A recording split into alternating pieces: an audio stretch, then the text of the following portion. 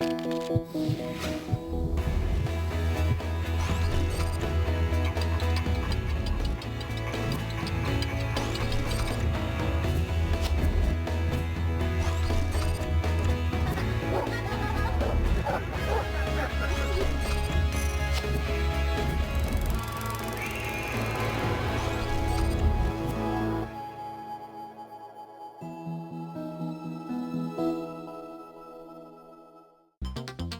son los trastornos del espectro autista? La Organización Mundial de la Salud nos dice que los trastornos del espectro autista son una serie de trastornos generalizados del neurodesarrollo, los cuales pueden detectarse a edades muy tempranas. Las manifestaciones de los síntomas son variables de niño a niño y por ello es que se le considera como un espectro.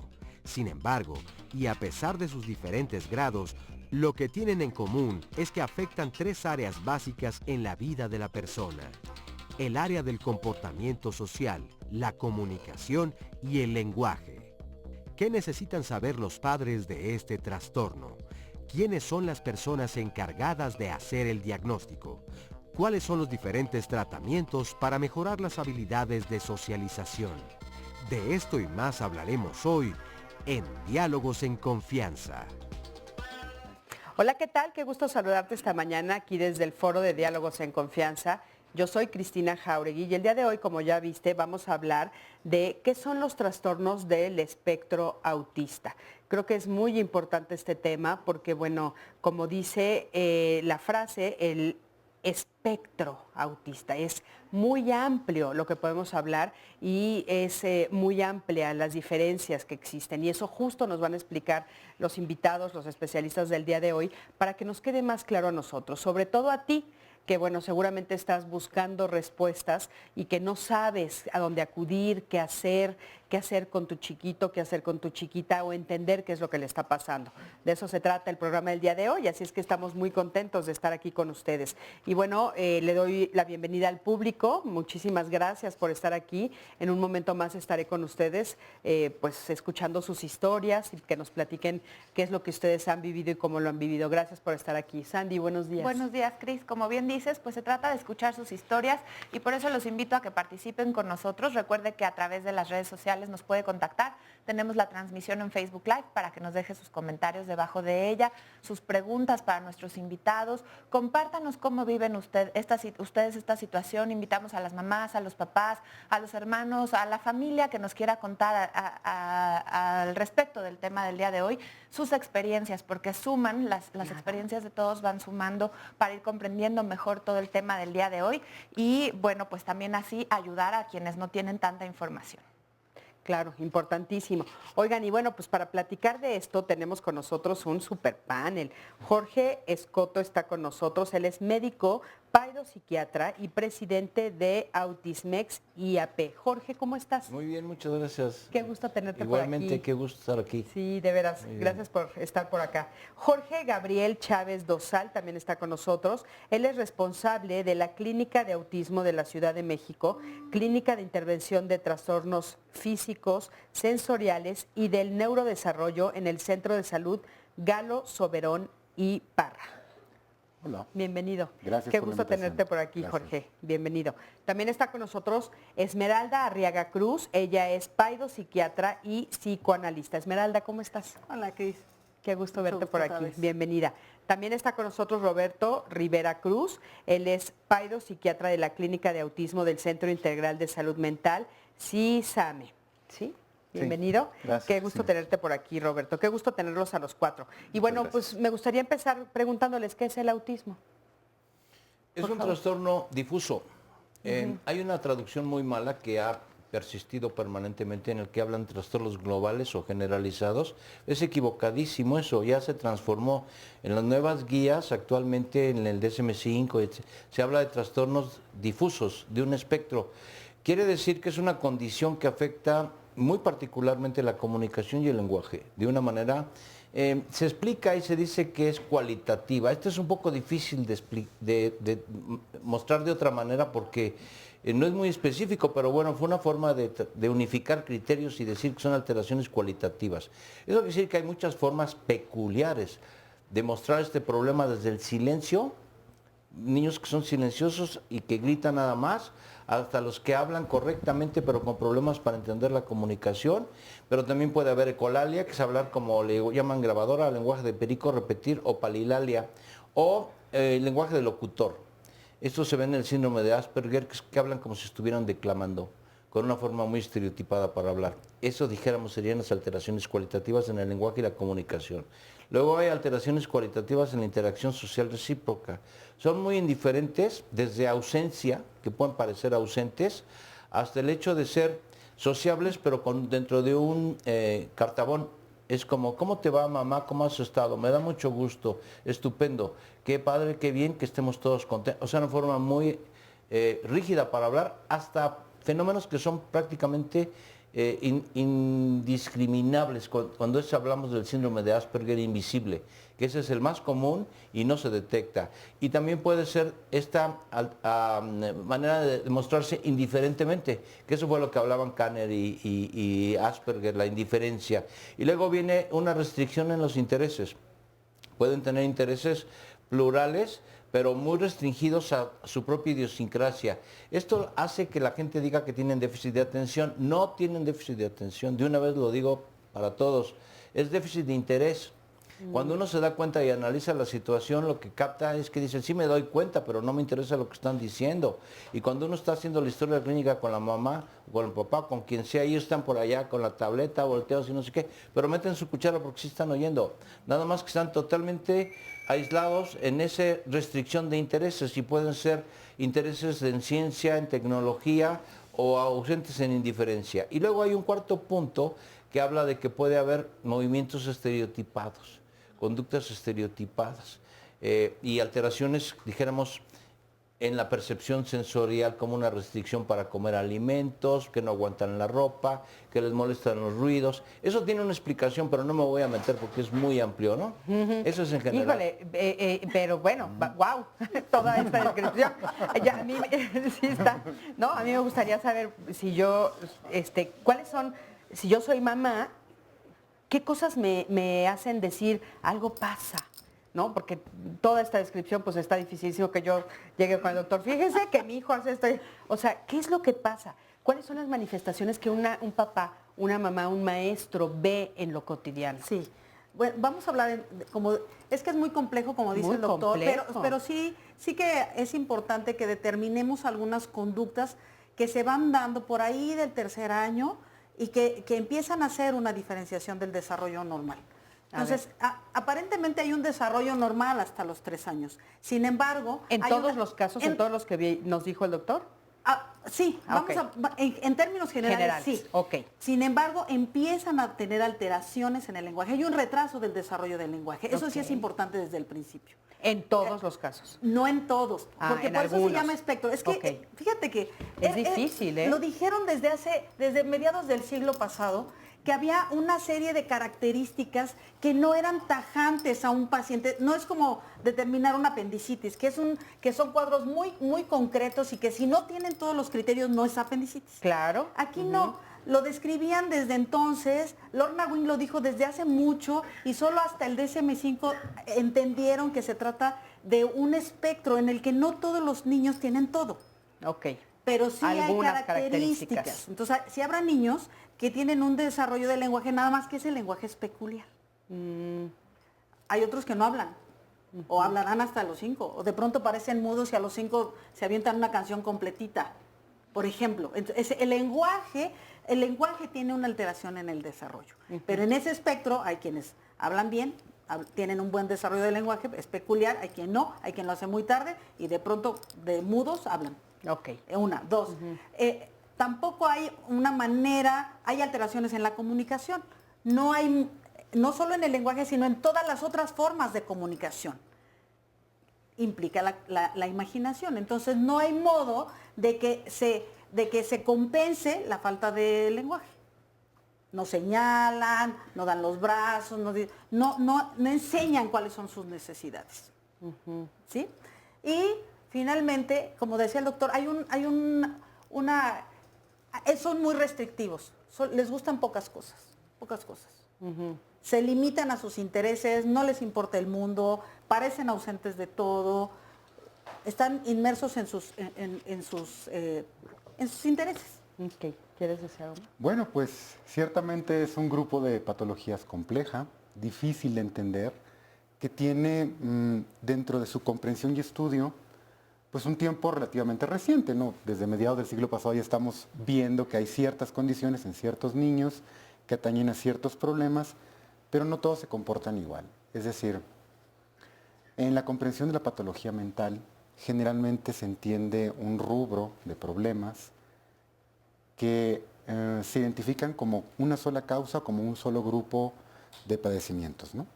Conforme se va aumentando el conocimiento que tenemos en relación a algo, nos damos cuenta que son diferentes variantes de cuestiones similares.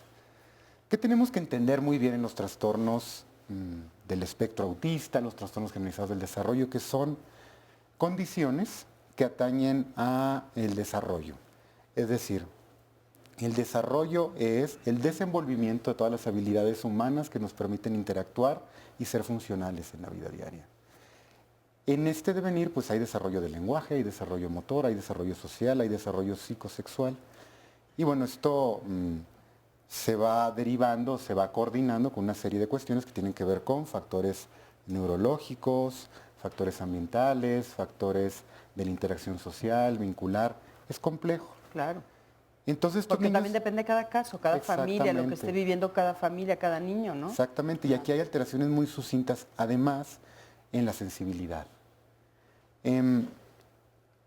¿A qué te haciendo refieres? un poquito, sí, retomando un poquito lo que nos decía Esmeralda, la doctora, acerca de la cuestión de la comunicación. La sensibilidad son los primeros vínculos que podemos tener como seres vivientes con el mundo, ¿no? Es la primera forma de interacción y de comunicación que existe con otras personas y con una realidad. Cuando derivado un proceso del desarrollo, una alteración o una desvirtuación de estos procesos normales, tenemos problemas en la sensibilidad, en etapas muy, muy, muy primordiales, vamos a tener una relación distorsionada con el mundo o una relación poco efectiva con el mundo. Si podemos oír demasiado o ver demasiado, pero a la vez sentimos poco o sentimos mucho, esas formas de vincular van a alterar nuestros procesos de comunicación y nos van a llevar a desarrollar una forma de pensamiento distinta o no necesariamente funcional, ¿no? Esto, por supuesto, tiene diferentes formas de presentarse. Todos los niños son muy distintos, por eso es complejo entenderlos. Claro. Comparten ciertas características similares que tienen que ver con dimensiones, que son una dimensión del lenguaje, una dimensión de la interacción social, una dimensión de conductas estereotipadas y repetitivas, pero todos más o menos van a tener variantes y formas de presentación distintas, ¿no? Claro. A ver, fíjense que tenemos un testimonio que quiero que veamos, acompáñenme a verlo y regresando te retomo, por supuesto, para que pues vayamos aterrizando el tema. Acompáñame, por favor. Tiene 8 años, a él le detectaron autismo a los 4 años, 8 meses. Yo no sabía que era autismo y los síntomas que yo empecé a ver ahí en internet, todos los tenía mi hijo. Mi familia lo tomó muy normal, yo como que no sabía ni qué hacer en ese momento, o sea, yo me la pasaba en un momento triste, en un momento... Me sentía alegre porque tenía una meta muy grande con él. Son unos niños ejemplares, son amorosos, son cariñosos y hay que saberlos entender. Yo entendí las diferencias a base de terapias, no me he dejado caer para que él no me vea que estoy debatida y me doy por vencida, no. Quiero que me vea fuerte para que él también sea fuerte y no se dé también él por vencido. Yo para Jesús quisiera muchas cosas, quisiera que fuera un buen muchacho, que no se le cerrara las puertas. Lo principal es de que la gente no lo discrimine. Es un niño común como todos, amoroso, es un niño tierno, que también tiene sentimientos como todos. Muchísimas gracias y bueno, me llama mucho la atención la mamá, ¿no? Tan conmovida. ¿Quién diagnostica el autismo? Sí, bueno, tiene que ser un especialista en salud mental. La mamá decía que se diagnosticó a los 4 años, pero bueno, un punto es decir que se diagnostica, pero los síntomas pueden empezar mucho antes. Puede ser, como nos decía la doctora, de los 3 años, pero actualmente se dice que pues desde la infancia temprana cualquier síntoma que involucre como un retraso en el desarrollo hace sospechar de autismo. Porque hay como un estandarizado de, digamos, las palabras que tiene que decir un niño al año de edad, a los 18 meses, a los 24 meses. Y si hay un retraso en esa parte, ya uno tiene que sospechar del diagnóstico. Y no es como encasillarnos demasiado como sociedad, como así de justo a tal edad tienes que decir tal cosa, justo. Ajá. Cuando platicamos las mamás como que vemos que eso no es tan rígido, ¿no? Sí, exacto. O sea, antes se usaba decir que a los tantos años se hacía el diagnóstico y ahora es como todo el rango de la infancia temprana. Y lo que se hace es hacer como signos de alarma o detección temprana. Esto es que alguien detecte una alteración temprana no significa necesariamente que vaya a hacer el diagnóstico. Digamos, una enfermera puede decir cuando va a ponerse la vacuna a su hijo, oiga, su hijo ya tiene 1 año y no balbucea, tiene que tener otra intervención o tiene que buscar otra ayuda especializada. Es solo como hacer la detección, ¿no? Detección significaría como solo ver que algo no está exactamente bien y llevarlo al siguiente nivel de medicina o de especialidad que le corresponda. Entonces, ¿tú recomendarías que desde chiquititos, desde el año, empezar a observarlos? Que se tiene que tener como un seguimiento de lo que tiene que tener un niño. ¿Quién tendría que dar ese seguimiento? El seguimiento puede ser desde el médico general, el pediatra, la enfermera, como en el primer nivel de salud. Ok. Y entonces, decías acudir con... Sí, en primer lugar con el médico general. ¿no? Y después, ¿quién es el especialista? Sí lo puede derivar con el neurólogo pediatra, psiquiatra. Ok, psiquiatra o neurólogo pediatra son los especialistas que pueden hacer el diagnóstico, no cualquier otro, porque eso es bien importante y nos lo preguntan mucho. Sí. O sea, tiene que ser un diagnóstico. Tiene que ser un especialista en el desarrollo. Así es. Eso es muy importante. Sandy, ¿quieres leer alguna llamada? Sí, es que quería preguntar sobre la sonrisa social. Ahí también podría ser alguna señal. Claro, cuando tú preguntabas, Cristina, ¿cuáles son los síntomas, cuáles son las cosas que tendrían que ver una mamá para pensar, puede ser, Roberto dice, tenemos que partir de los patrones normales del desarrollo. Lo vamos a ver después del corte. Tenemos que hacer Vamos a un corte y regreso contigo, Esmeralda. Vamos a un corte, quédate con nosotros, estamos en Diálogos en Confianza.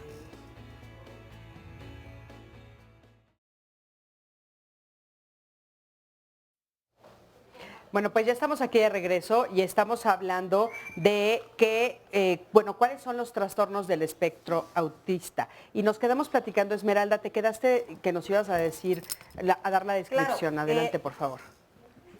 Se hacía hincapié, pues, en que tenemos que partir del desarrollo normal, del desarrollo en todas las áreas que comentó Jorge hace un rato, y hay una cosa que nosotros llamamos organizadores mentales, que tienen que ver con una serie de patrones que nos enseñan cómo el niño empieza a relacionarse con el mundo, con los otros.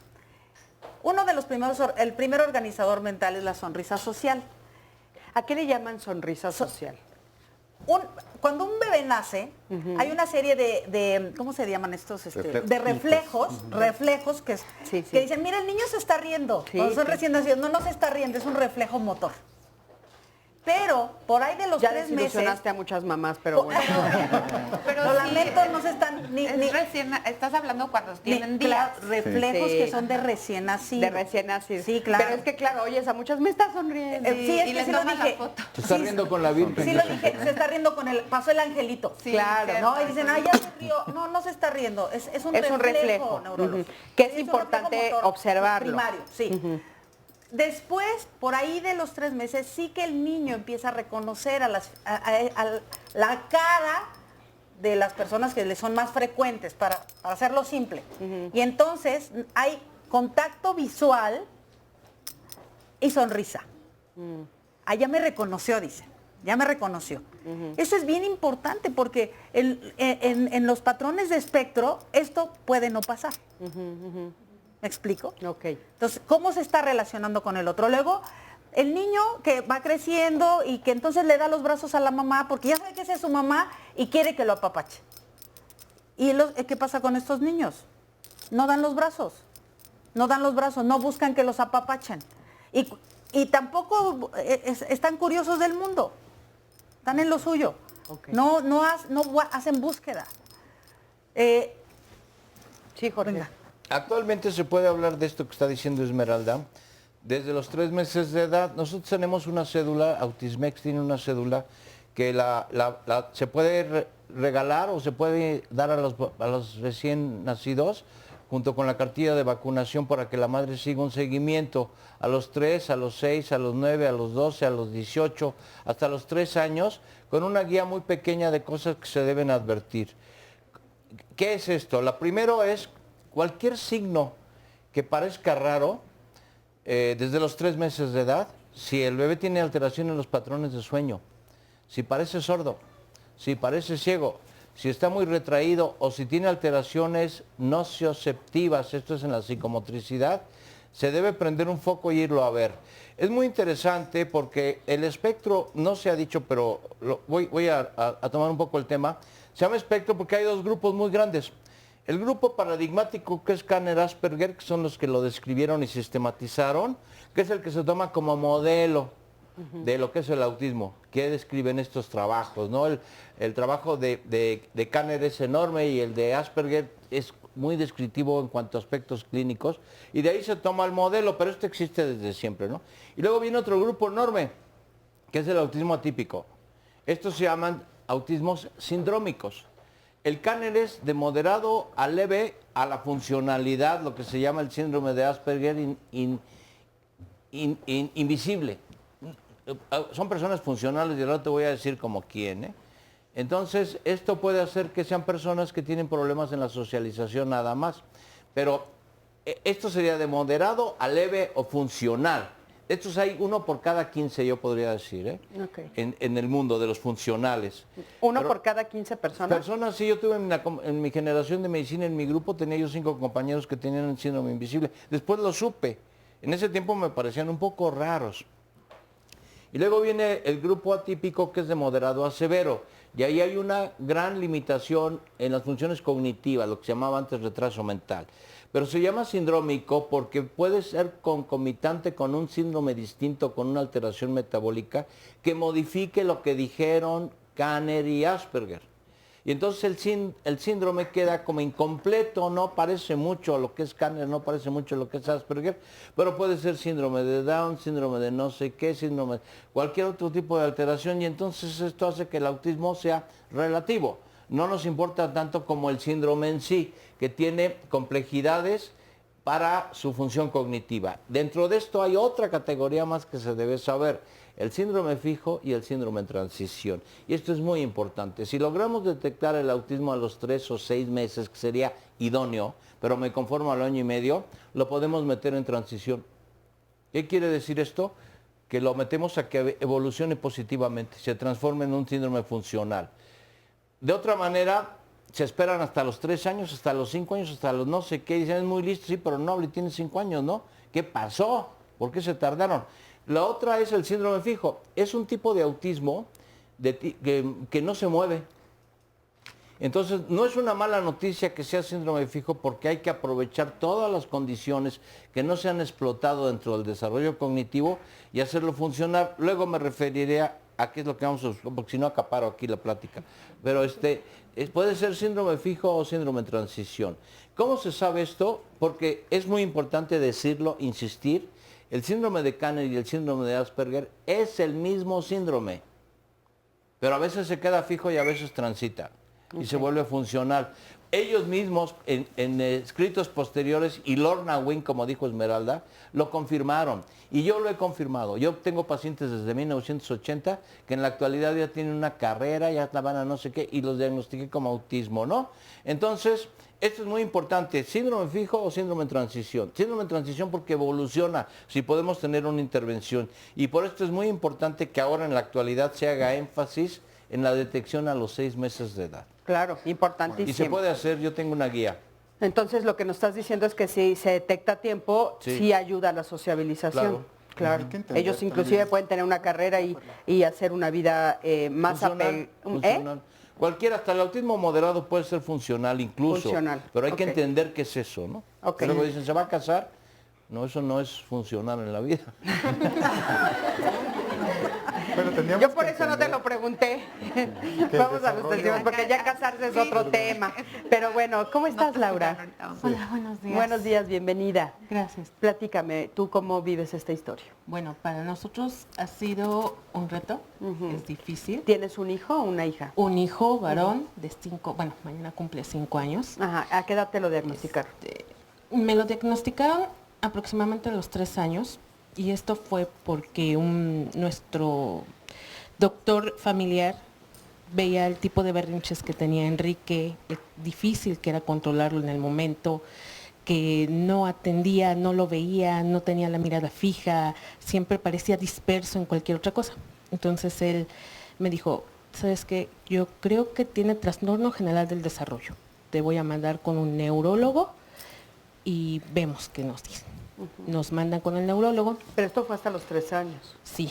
¿Antes tú no notaste nada? Sí notaba cosas porque él tenía la manía de pegarse en la cabeza contra la pared o el piso. Y yo les decía a los doctores, díganme, ¿esto es normal o no es normal? Me decían, es una etapa, se le va a pasar. ¿Fue tu primer hijo? No, es el segundo. O sea que ya tenías como una comparación. Sí, ya tenía un punto de comparación. A mí no me preocupó tanto el retraso en el habla porque mi niño mayor aprendió a hablar a los pasado de los 3 años. Entonces no sentí que hubiera algo anormal. ¿Tu hijo mayor no está diagnosticado? No, él está bien, por así decirlo. Ajá, él no tiene ningún trastorno. Exacto. Y ahorita tu hijo, ¿cómo va? El de ya 5 años, tiene 5 ahora. Sí. O sea, tienes entonces 2 años de haber estado empezando con el diagnóstico. ¿Te costó trabajo aceptarlo? No fue tanto el trabajo de aceptarlo, porque, bueno, gracias al programa de Diálogos en Confianza, cuando me dijeron la noticia, me dijeron, tienes que investigar. Y empecé a ver todos los videos que encontré, precisamente de este programa, y cada vez que los veía, comprendía más hacia dónde iba. ¿Quiénes son las personas que te ayudan hoy? O sea, el grupo de médicos, ¿qué lo conforma? Bueno, tenemos una psicopedagoga, que es la persona que lo atiende, le da terapias, y también el apoyo de un psiquiatra. Okay. Es un equipo, entre ellos nos están apoyando, está medicado, nos dan la forma de cómo tratarlo. ¿Y has visto cambios? Muchos. ¿Positivos? Sí, demasiado positivos. Okay. Estuvo en una Sedesol, el niño no tenía control de esfínter, lo cambiamos con este equipo y en menos de un mes el niño ya tenía el control del esfínter. Entonces, fue un alivio, fue decir, sí se puede, sí hay forma de, nada más es llegar con el especialista. Adecuado. Claro que sí. Laura, muchísimas gracias. Gracias por tu testimonio. Qué importante, ¿no? Laura, fíjense, nos dice, yo noto que si hay algo extraño, que mi hijo se empieza a pegar en la cabeza, le pregunto a los doctores y me dicen, es una etapa. Exacto. Es que fíjate lo importante que es que vayan con el especialista adecuado, porque incluso los mismos pediatras dicen, es que es flojo, no habla porque es flojo. Entonces están desdeñando una fase del desarrollo y no se están percatando que puede ser el indicio de una patología. Entonces, hay especialistas incluso que pueden estar observando desviaciones del desarrollo y entonces las desdeñan. Es importante que vayan con el especialista. Claro, importantísimo. Jorge, me gustaría saber, a nivel intelectual hay muchos mitos. ¿Qué es lo que realmente sucede? Bueno, primero tendríamos que entender que el desarrollo en sí no es como un zacatito, ¿no? Que va creciendo todos los días 1 milímetro, entonces vamos a esperar que llegue a cierto nivel para poder cortarlo. El desarrollo tiene fases y diferentes vertientes que en algún momento convergen y podemos observar como parte de un desarrollo normal. Son hitos del desarrollo, es decir, si pensamos en el Ángel de la Independencia, sabemos que estamos hablando de Reforma, la Torre Eiffel es París. Estos hitos del desarrollo son momentos esperados en la vida de todos los seres humanos en los cuales convergen estas cuestiones. Uno de ellos, muy precoz, es la sonrisa social.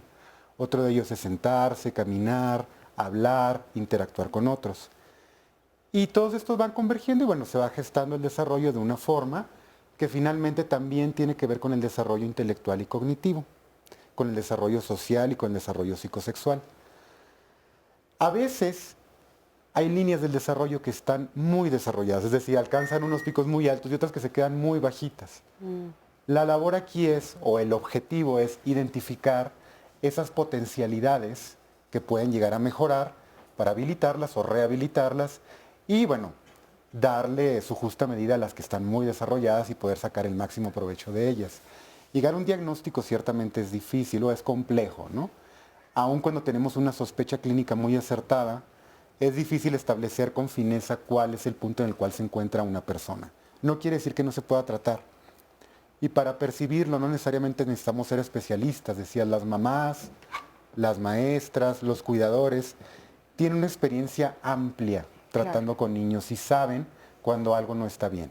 Claro. Cuando algo no funciona bien en el desarrollo pueden percatarse de que este niño, bueno, debería estar haciendo cosas que no hace o que en comparación a la hermanita debería estar sucediendo y no está sucediendo ahorita. Claro. Hay algo ahí. Eso es importante escucharlo, ¿no? Escuchar esas otras voces que nos pueden empezar a dar luz a nosotros, ¿no? Porque a veces los papás pues nos cuesta como trabajo enfrentar, no queremos verlo y es como fácil evadirse, ¿no? Entonces, bueno, de este lado tengo a Miriam. ¿Cómo estás, Miriam? Hola, bien, gracias. ¿Y tú? Bienvenida, bien también. Cuéntame, Gracias. ¿tú tienes un niño o una niña? Tengo 2 niños. El mayor fue diagnosticado con síndrome de Asperger y el chico con autismo leve y TDAH. Ok, ¿a qué edad fueron diagnosticados?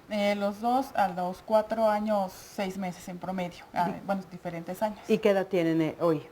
Uno tiene 9, el que tiene síndrome de Asperger, y el otro tiene 7. ¿Y cuáles son las diferencias que ves entre uno y otro? Muchísimo. ¿Ah, sí? Muchísimo.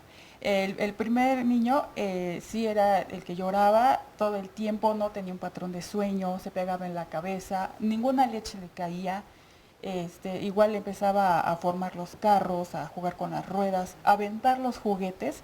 Igual, ¿no? Lo comentaba con el pediatra y me decía, no, pues igual es una etapa o las demás personas con una nalgada se le quita, eso de pegarse en la cabeza. El otro chico no, cuando nace duerme, o sea, como si no hubiera bebé prácticamente, lo esperado de un bebé fácil. Y entonces es a los 3 años cuando viene todo el retroceso, o sea, perdió control de esfínteres, no quería comer, no miraba los ojos, se aislaba, igual se aventaba hacia atrás y se pegaba en la cabeza. Entonces yo veía cosas distintas, ¿no? O sea, Claro. ¿cómo un inicio distinto me lleva a prácticamente lo mismo, a un mismo diagnóstico? Claro, ¿no? claro. Y precisamente lo que decía el doctor Scott, con el que fue diagnosticado con síndrome de Asperger había dificultad porque decía la psicóloga que lo estaba evaluando que estaba transitando.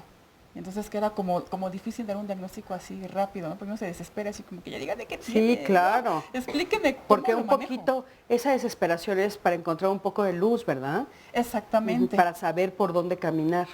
Ajá, pero sí yo ya sí veo diferencias en el inicio, ¿no? O sea, Claro. no es lo mismo. Y cuando te dan ya los 2 diagnósticos, que fueron, supongo, a diferentes momentos, ¿cuál fue la siguiente acción que tú realizaste para los papás que nos están viendo? O sea, ¿debe de haber sido primero shock o fue alivio? ¿Cómo fue en tu caso? El primero fue alivio, porque bueno, ya sé qué pasa tiene? con el niño, ¿no?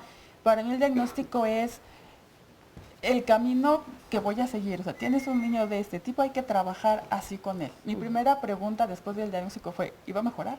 Y me dijeron, sí, hay que darle terapia, hay que darle... ¿Ya has visto apoyo. mejorías? Muchísima, muchísima. A los 2. ¿Cuáles son las mejorías que has visto? Bueno, para empezar están ya en escuela regular, están integrados, claro, con eso de la ansiedad, ¿no? Pero juegan, por ejemplo, ellos pueden poner la mesa, se preparan un sándwich, se visten solos, se bañan solos, pero sí hay que tener un equipo. A mí me apoyó mucho lo que fue CISAME y también pues quiero decir algo que es importante que no nos dejemos nosotros y en eso encontré una asociación llamada Apapache, que también me orientó mucho como mamá, para Claro. no olvidarme, porque si uno no está bien, pues no los ayuda. Claro. Pero sí se he visto bueno, estas mejorías en vida independiente, en socialización, en la casa igual, ¿no? Llegan a hacer su lunch, por ejemplo, ¿saben que tengo hambre? Y yo estoy muy ocupada, ok, entonces háganse un sándwichito. Y Pues ya, ellos lo han estado haciendo. Ajá. Muchísimas Nada más gracias. quiero decir algo. Claro, Una mira. invitación para el 1 de abril. Se hace una caminata, va a ser la 6ª caminata. Los esperamos en el auditorio a las 10 de la mañana. Es por el autismo, caminata por el autismo. Importantísimo. Gracias. Gracias por la invitación y claro que sí, todos los que puedan que asistan. Sandy, ¿alguna llamada? Mira, yo sé que va a sonar repetitivo pero vale la pena enfatizar. Pregunta Alejandro Hernández si el autismo es una enfermedad. y ahorita nos lo responden más ampliamente porque también dice que si se va a curar y cuáles serían entonces las causas. Y también nos dice Jimena Núñez que su hija dejó de hablar como antes lo hacía, que el día de hoy está retraída, que le han dicho que puede ser TDA y por otro lado le dijeron que podían ser crisis de ausencia. Vamos a diferenciar todo esto y aclararlo después de esta pausa.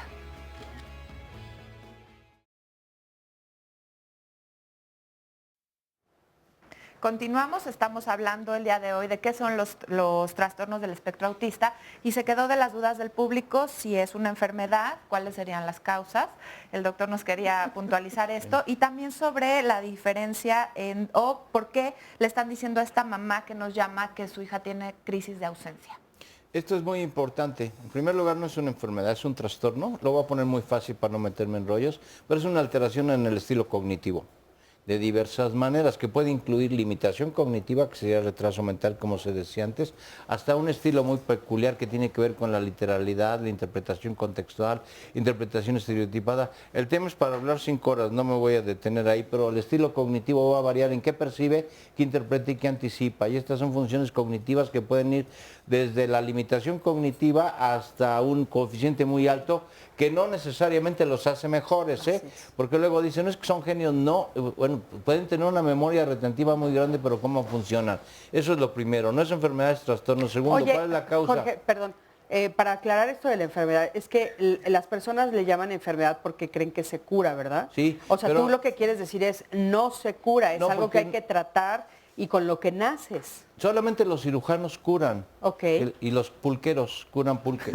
Pero los demás no curamos nada, controlamos. Si hubiera una cura para el autismo, tómensela ahorita. Claro, es que eso Todos. es importante decírselo al público que nos está viendo, porque para muchos es un nuevo tema y aparte muchos se están enfrentando por primera vez. Y claro, la esperanza yo creo que de repente de muchas personas es, ¿con qué pastilla se lo quito? Sí. ¿No? Desgraciadamente. Sí, claro. Entonces aclararles que no es así, pero que como tú bien dijiste, si es atendido desde muy temprana edad, puede ser muy bueno el diagnóstico. Y que también es importante decir, porque a las mamás nos dicen que nuestro hijo está enfermo. Sí. Y la verdad es que no, o sea, él tiene una condición, pero no es que esté enfermo. No está enfermo. Y sí se nombra mucho así. La mamá se pone a llorar por el problema y el niño está echando relajo muy contento. Sí, ¿no? claro, claro. Es que es desesperante de repente no saber. Una cosa que lo he dicho aquí en este programa varias veces es que lo que hay que entender es que el niño que tiene autismo no lo sabe. Claro. Él vive su vida como lo entienda. Entonces, ¿por qué sufrir? Porque a veces se ponen a llorar y dicen, no, pues no llores, esto tiene un remedio, ¿no? Ya, el duelo, elabóralo, sí, hay que elaborar un duelo, pero ¿se cura? Yo diría que sí. Les voy a explicar. Aquí lo que buscamos es que funcione en un contexto determinado. Y ese contexto tiene que ver equilibrio físico y mental, autonomía, independencia emocional, uso de recursos cognitivos y socialización. Es un abanico que viene en el CIF, en la Clasificación Internacional de la Funcionalidad, de ahí la saqué yo. Entonces, si medimos la disfuncionalidad y luego lo metemos en tratamiento y volvemos a medir la funcionalidad después, podemos decir que ya se curó, entre comillas. Claro. Porque hay tratamientos, que nadar con delfines, que agua de tlacote, que no sé, muchas cosas, no son tratamientos, no, que quede claro. Lo que pasa es que a veces coincide que lo ponen a montar a caballo o a nadar con delfines o no sé qué, y el síndrome entra en transición. Muchos síndromes entran en transición solos, por la buena de Dios. Ahí la mano de Dios interviene y el desarrollo se va bien. Entonces dicen, yo le di agua del tlacote o lo llevé a no sé dónde y ya mejoró. Es que van a mejorar, por eso es muy importante hacer un diagnóstico basado en la funcionalidad, en estos 5 rubros, para poder medir el tratamiento. Una vez que lo medimos, entonces ya podemos decir en qué vamos a trabajar para mejorarlo y que funcione, y en este sentido sería la curación que buscamos los psiquiatras. Y quiero que vean que el doctor está haciendo entre comillas todo el tiempo. Roberto, ¿querías decir algo? Sí, que bueno, esta parte como del duelo es algo normal que pasan madres y padres, ¿no? Como decir, y que decías de la causa, si es una enfermedad, ¿qué hice yo como mamá para que le pasara a mi hijo? Desde ponerse a revisar qué hice en el embarazo, desde decir, es que tú papá eras así cuando eras pequeño, buscarle, o el doctor me atendió mal en el parto, ¿no? Sí. Buscar culpables es una parte que pasa en el duelo cuando uno recibe un diagnóstico que es algo como muy duro, ¿no? Como padre, como madre, recibir el diagnóstico y solo como entender que también va a pasar. No vamos a encontrar la causa y lo que sigue es seguir como trabajando con nuestro hijo, ¿no? Claro, eso es algo... importante. Oye, y hablando justo que tienes ahorita la palabra, a mí me gustaría saber cuáles serían las prioridades a atender en la infancia y cuáles en la adolescencia, si hay diferencias entre esas dos. Sí, o sea, cuando llega una parte, como decía el doctor Escoto, es que el niño sea lo más funcional que se pueda, que es diferente como decir que quiero, a lo mejor que hable. A lo mejor la mamá, lo que nos preguntan siempre cuando se diagnostica el autismo es, ¿mi hijo va a hablar o no? ¿Y cuándo, no? ¿Y cuándo, ¿Cuánto no? tiempo, doctor? Ajá. O hasta el extremo de decir, ¿va a casarse o no? Cuando tiene Sí, 3 años ya de que edad. le respondiste la del habla, te preguntan la del casamiento, Así claro. es, ¿no? Ajá. Pero entonces, antes de que un niño hable, tiene que tener como otros dispositivos, ¿no? Para hablar, que empiece a ver a los ojos, que empiece a imitar, que empiece a, no sé, a balbucear, a pronunciar. Tiene que irse como uno, como paso por paso, ¿no?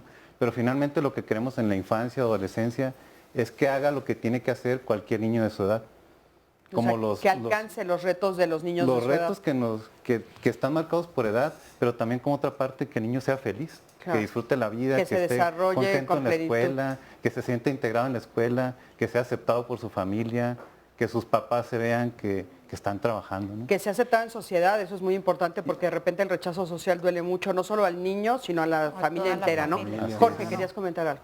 Bueno, creo que es importante enfatizar que como una condición del desarrollo no es una situación que se pueda derivar de una causa, no hay una cuestión infecciosa, no hay una vacuna que se pone por lo que te da autismo, no hay una mala crianza.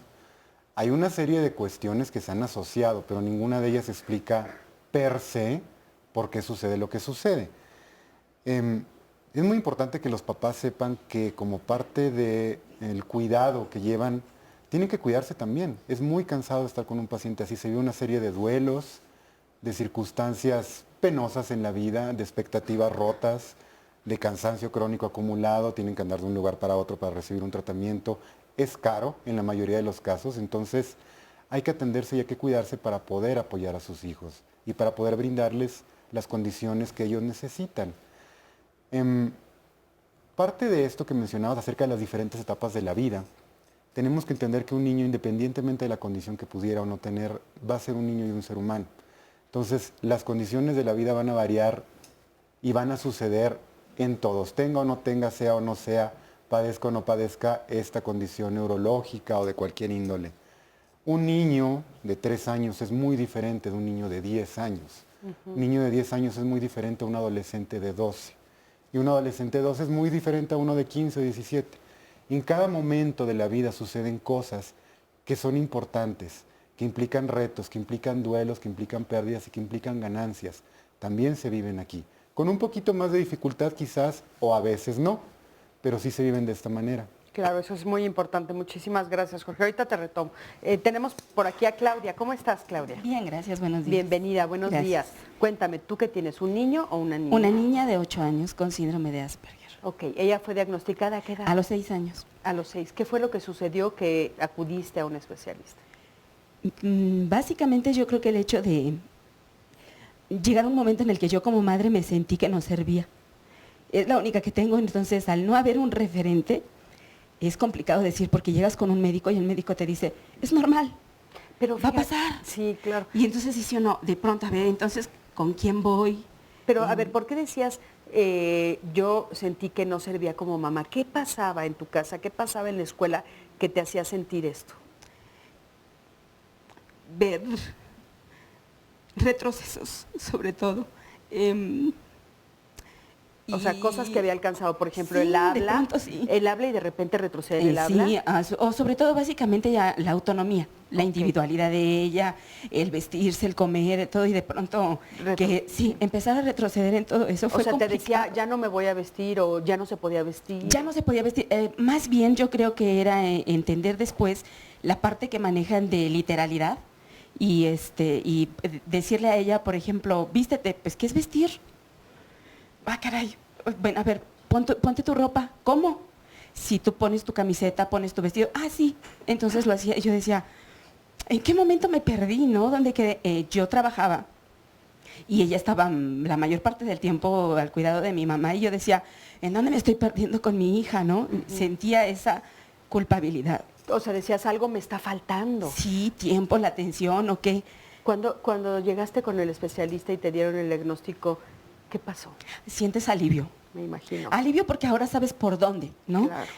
La verdad es que llegamos con un especialista que me dijo, esto solamente es de querer. ¿Quieres que tu hija funcione? Tú tienes que querer que tu hija funcione. ¿Eso te dijo? Sí, o sea, tienes que estudiar, tienes que investigar, tienes que saber que es una hija diferente, sí, pero que no estás no es una enfermedad, para empezar, no es terminal, no va a morir de esto, pero hay ni que tú con ella, trabajarlo. ¿no?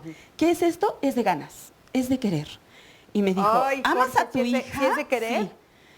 Pues Sí, el Bueno, claro que a ver, sí. espera. yo creo que es interesante que le están dando esperanza. Claro. Le están dando, y es importante que sepan que si están perfectamente capacitados, yo veo aquí un montón de padres que, Pero ¿sabes que qué? escuchan atentamente y que sienten alivio de saber Claro, que... pero Esmeralda, creo que es bien importante decir, es que no es solo querer, es No, no, investigar, ya voy. aprender, Pero conocer, ella le y dijo, entonces ella está- quiero.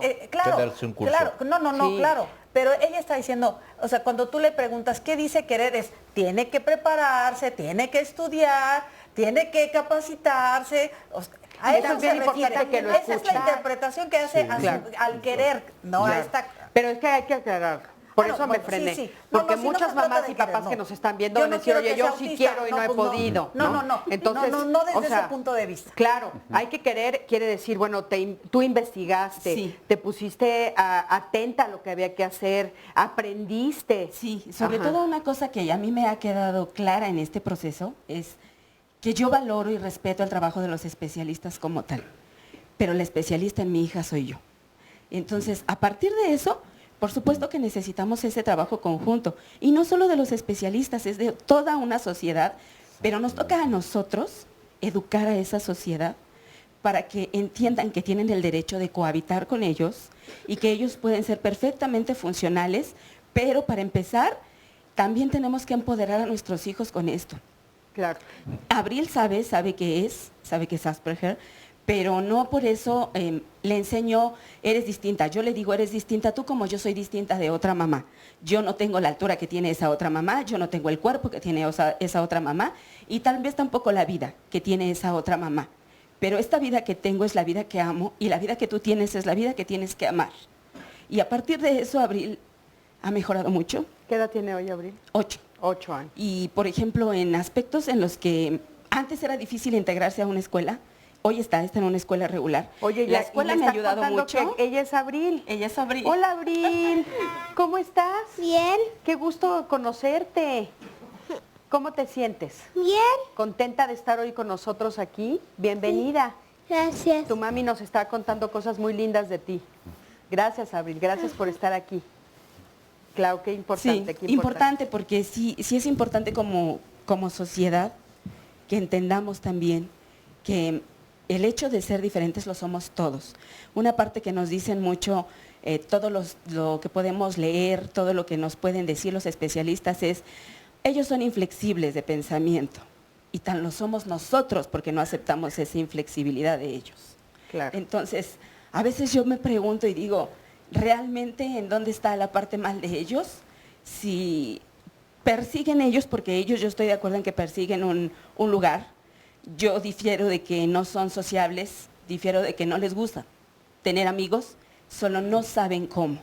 Claro. Pero Es que, ¿sabes qué? ayudarles a ellos es realmente desear que ellos sean unas personas autónomas. Claro, y eso es creo que lo más importante, Clau. Muchísimas gracias. Gracias a los dos por estar aquí. Y yo creo que en la pregunta esta que dicen los papás, ¿se va a casar? Realmente lo que está escondido atrás es, ¿va a ser autónomo? ¿Va a ser independiente? ¿Va a ser autosuficiente? O sea, ¿se va a ir o lo voy a tener que mantener toda la vida? A ver, sí, Jorge, desde hace rato querías decir sí, a algo. todo. Sí, a todo. O sea, en realidad, si no fuera una alteración modificable, yo hubiera sido cirujano. Yo me dedico a esto desde hace 40 años. Primero fui cirujano y luego la gente dice, bueno, ¿y cómo te dedicas a eso si no se curan? Los cirujanos sí curan. No, aquí hay que entender qué hace el psiquiatra.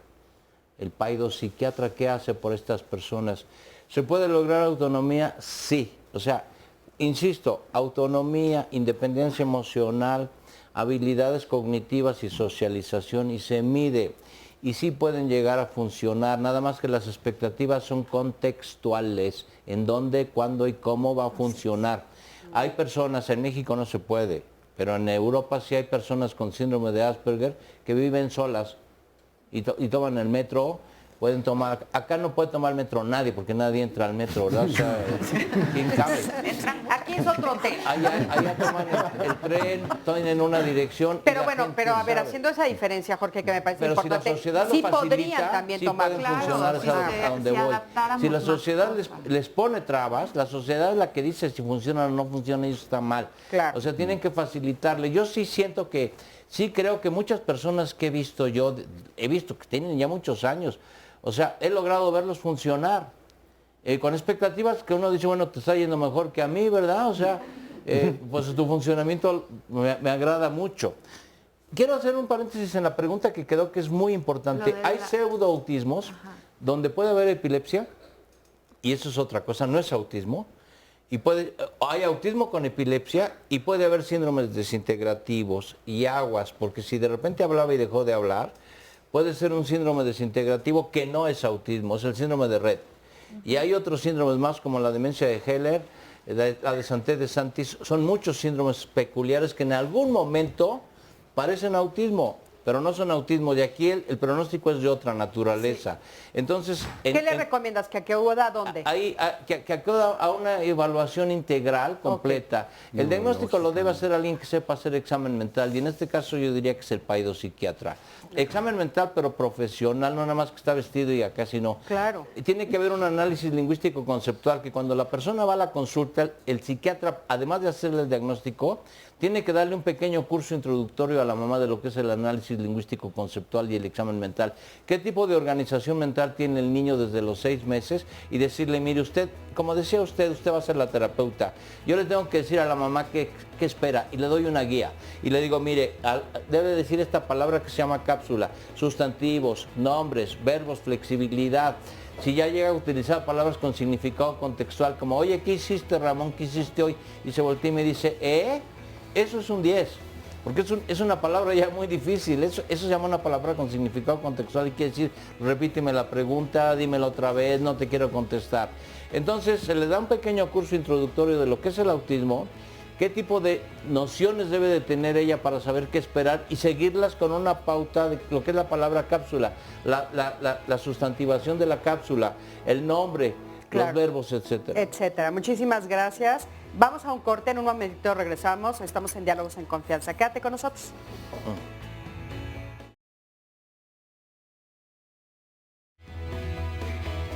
¿Qué es el autismo? Es un trastorno difuso, que es una condición que afecta muy particularmente la comunicación y el lenguaje. Es decir, que hay muchas formas peculiares de mostrar este problema, desde el silencio hasta los que hablan correctamente pero con problemas para entender la comunicación. Pero también puede haber ecolalia, que es hablar como le llaman grabadora, lenguaje de perico, repetir, o palilalia, o lenguaje de locutor. No tienen déficit de atención, de una vez lo digo para todos, es déficit de interés. Están totalmente aislados en esa restricción de intereses. Sí que es importante que determinemos algunas conductas que se van dando por ahí del 3er año y que empiezan a hacer una diferenciación del desarrollo normal. Aparentemente hay un desarrollo normal hasta los 3 años. Sin embargo... ¿En todos los casos, en todos los que nos dijo el doctor? Sí, en términos generales, sí. Okay. Sin embargo, empiezan a tener alteraciones en el lenguaje. Hay un retraso del desarrollo del lenguaje. Eso sí es importante desde el principio. Que se trata de un espectro en el que no todos los niños tienen todo. Ok. Pero sí algunas hay características. El lenguaje tiene una alteración en el desarrollo. Pero en ese espectro hay quienes hablan bien, tienen un buen desarrollo del lenguaje, es peculiar, hay quien no, hay quien lo hace muy tarde y de pronto de mudos hablan. Tampoco hay una manera, hay alteraciones en la comunicación. No solo en el lenguaje, sino en todas las otras formas de comunicación. Es un grupo de patologías compleja, difícil de entender. El seguimiento puede ser desde el médico general, el pediatra, la enfermera, como en el primer nivel de salud. Bueno, seguimos aquí en Diálogos en Confianza. Y bueno, por aquí tengo, ¿cuál es tu nombre? Evelyn. Evelyn. ¿Cómo estás, Evelyn? Bienvenida. Bien, gracias. Oye, ¿tú fuiste diagnosticada? Sí, a raíz de tener el diagnóstico de mis hijos mayores, O sea, ¿primero diagnosticaron a tus hijos? Sí. ¿Cuántos hijos tienes? Tengo 4, ahorita 3 ya tienen el diagnóstico. ¿Cuál es el diagnóstico de ellos? Asperger también.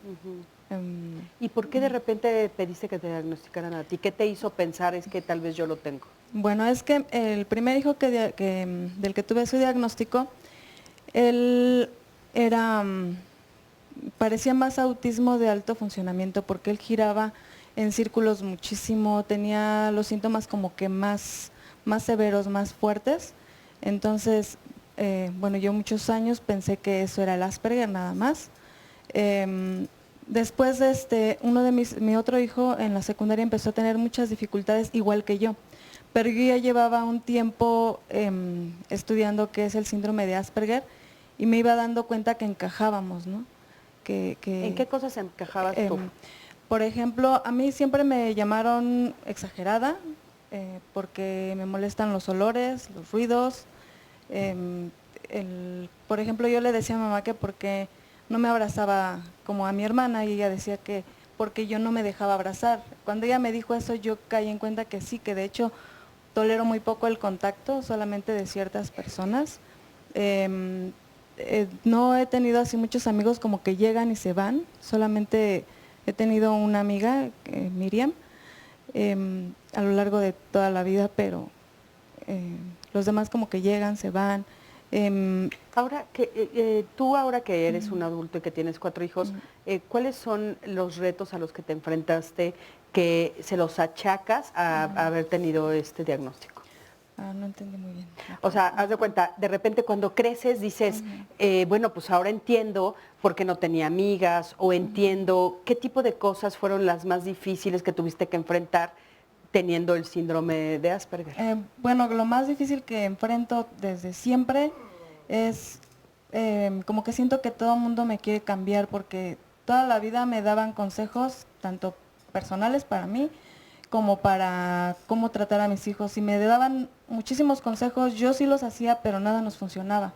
Entonces, ahora que tengo el diagnóstico, ya me di por vencida y más bien me duele el que no acepten esas diferencias. ¿A qué te refieres con me di por vencida? ¿Ya ahora tomaste otro camino? Bueno, es que siempre es como que el tratar de encajar dentro de la familia, de la sociedad, eso es algo que agota, entonces me venían muchas crisis no sé, es que por ejemplo el simple hecho de salir a la calle, ¿no? Vengo hasta acá, vengo en transporte público, como que la gente no entiende el esfuerzo. Que me ponga tan mal, que después por ejemplo, de venir aquí, me encierro en mi casa varios días. Pues te agradezco mucho que estés aquí. De veras, gracias por el esfuerzo, gracias por haber venido y gracias por platicárnoslo. Y aparte, yo creo que, bueno, el que tú estés ahora diagnosticada y que tus hijos estén diagnosticados y que encuentren, bueno, pues un camino más claro, qué es lo que pueden hacer, les va a ayudar a sentirse mejor seguramente. Sí. Muchísimas gracias por estar aquí. Gracias. Te lo agradezco de veras mucho. Bueno, sí, Sandy, Mira, adelante. nos preguntan en una llamada qué es un trastorno del neurodesarrollo. Significa que algo está mal en el cerebro de mi hijo. Y también nos preguntan que al ver que ha habido dos testimonios en donde en un caso son 2 hermanos y en el otro se habla de mamá e hijos que presentan el espectro, que si esto tiene que ver con la genética o se hereda. El grupo Kanner y Asperger sí tiene muchas sospechas de ser genético, pero es interesante la participación de estas personas porque se diluye, o sea, no hay un límite, no hay una raya que diga esto es normal y esto es Asperger. Todas las personas tienen rasgos Asperger, para acabar pronto, todos tenemos, pero donde esto predomina se hace el diagnóstico y a veces se puede hablar de un síndrome invisible o indetectable, que es sinceridad radical, egocentrismo, literalidad, y a veces trastorno de personalidad. Y ahí sí ya la cosa es grave porque hay personalidades narcisistas, limítrofes, paranoides y tienen Asperger también. Entonces es toda una mezcla muy confusa que hace que las personas sean con muchísimas dificultades sociales, pero no por el Asperger, insisto, sino porque además tienen trastorno de personalidad y pueden ser muy disfuncionales por narcisistas, egocéntricos, sinceridad radical y literalidad. ¿Y en quién están pensando? En el que dice lo que piensa, Donald Trump. Él dice lo que piensa, sin ningún ambaje, y es franco hasta dice uno, bueno, ¿y qué tiene este señor? Muy narcisista, sinceridad radical, egocéntrico y literal. Okay. Decir que todos los mexicanos son violadores, es una literalidad espantosa. Espantosa, claro. Sí, Roberto, tú querías decir algo, por favor, adelante. Bueno, solo aclarar que sí hay una diferencia como en heredabilidad a encontrar una causa genética. Lo que hemos podido ver en el autismo, como en muchos trastornos mentales o en general en medicina, es que sí puede haber heredabilidad. Esto es como que se encuentra en la misma familia el mismo trastorno, que se repita. ¿Qué es lo que estamos viendo en este caso? Por ejemplo, en el TEA es frecuente que se repita en los hermanos. Si un niño tiene autismo, tiene el niño siguiente más probabilidad de tener TEA que otro niño que no, en la familia donde no tiene, ¿no? ¿TDA?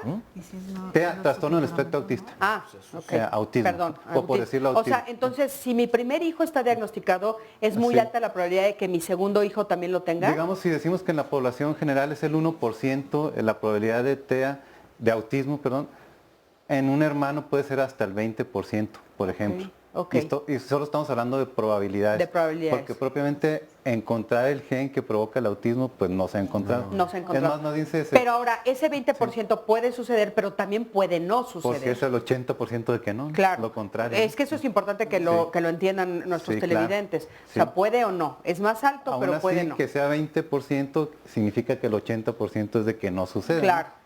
Y otra vez es como tratar de buscar las causas, y creo que está bien en medicina que se investiguen los genes, se hacen como bancos genéticos para ver si en una familia, como nos decía la mamá, hay 4 hijos con autismo, pues de seguro que hay algo en esos genes, ¿no?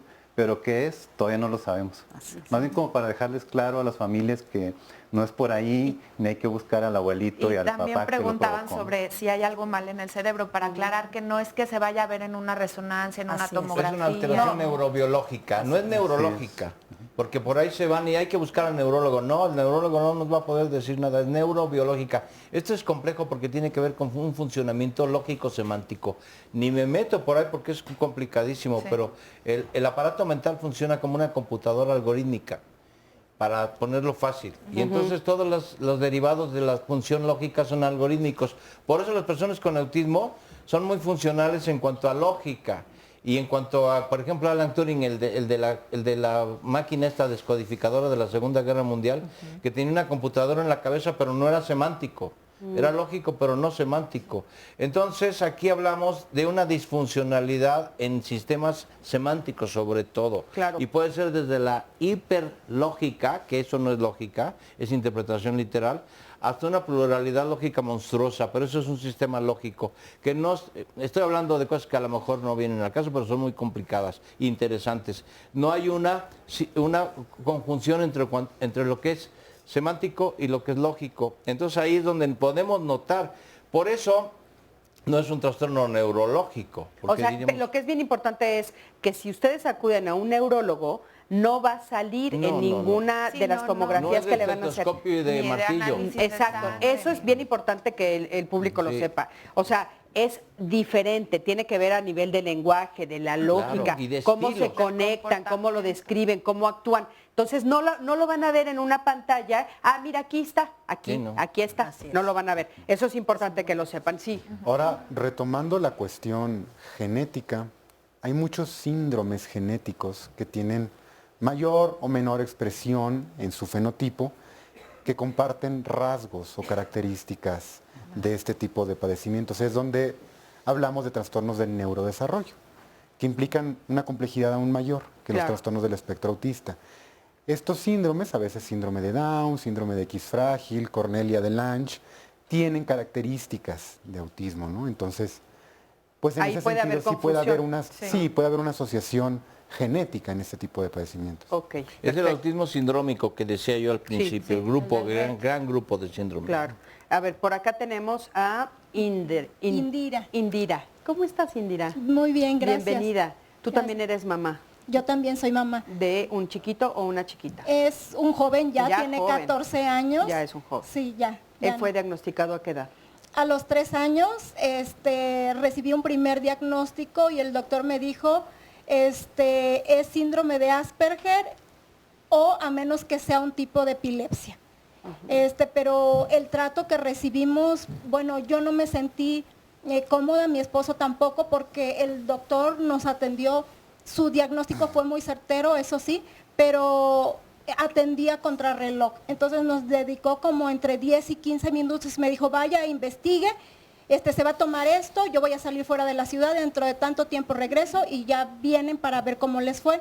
Y pues mi esposo tenía dudas y preguntó, ¿y en qué consiste el medicamento? ¿Para qué sirve? Y dijo, si no se lo quiere dar, su hijo va a crecer como un animalito silvestre y va a andar corriendo por ahí.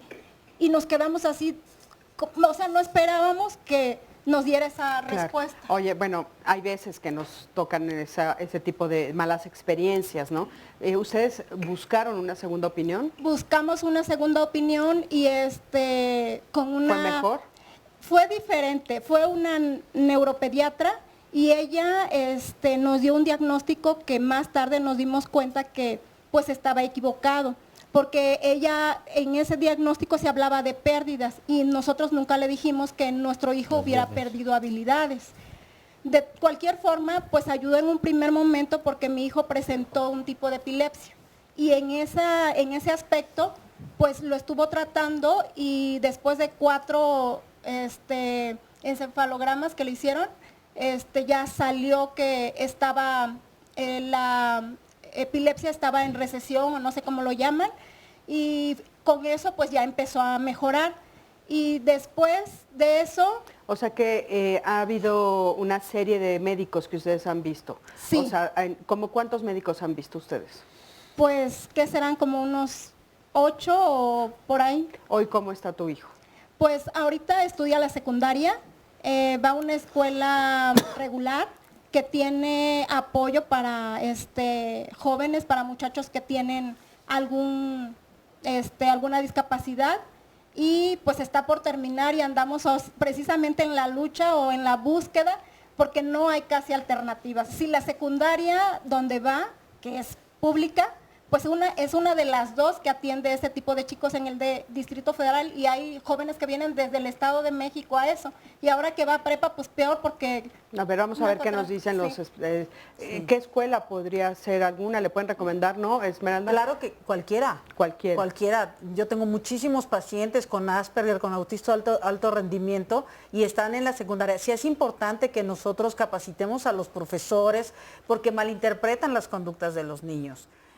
Tengo pacientes que están en CCH, en prepas nacionales, y sí es necesario ir a hablar con los profesores y enseñarles que este es un trastorno, que no los están ofendiendo, que así hablan, que no es que en su tipo de lenguaje directo están tratando de violentar a la autoridad, pero es importante que sepan que sí pueden ir a cualquier escuela. Oye, y la historia...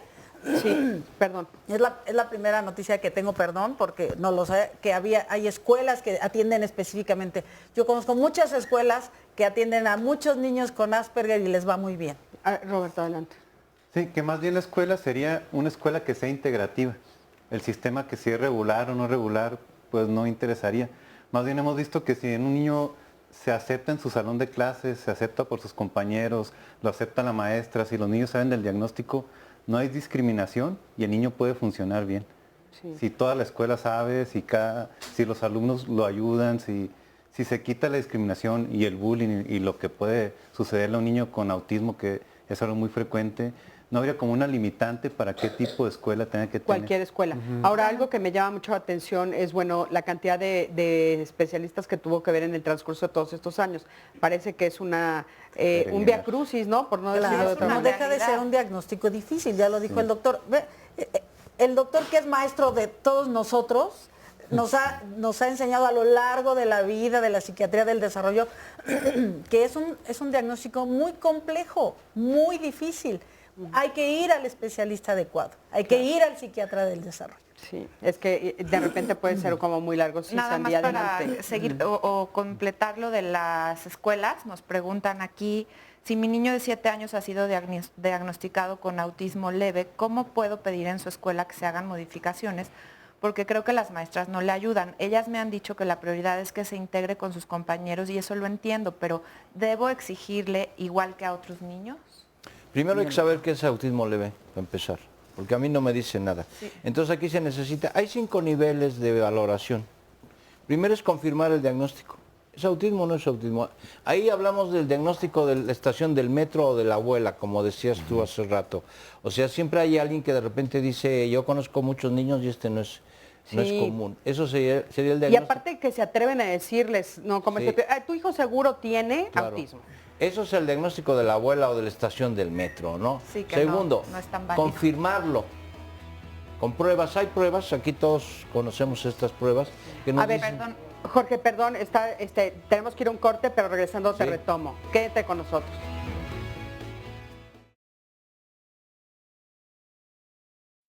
Bueno, ya estamos aquí de regreso y nos quedamos hablando de estos 5 puntos importantísimos que el doctor Jorge nos estaba puntualizando. Si puedes decírnoslos, Jorge, adelante. Quiero hacer énfasis en el hecho de que algunos especialistas se avientan la puntada de decir, o es autismo o no es autismo, pero son seres humanos y no tenemos que etiquetarlos. No. Los médicos trabajamos con diagnóstico y entre más preciso sea el diagnóstico es mejor. Yo no voy a ir con un cirujano que me diga te voy a operar y que hables de mi diagnóstico, eres un ser humano. No.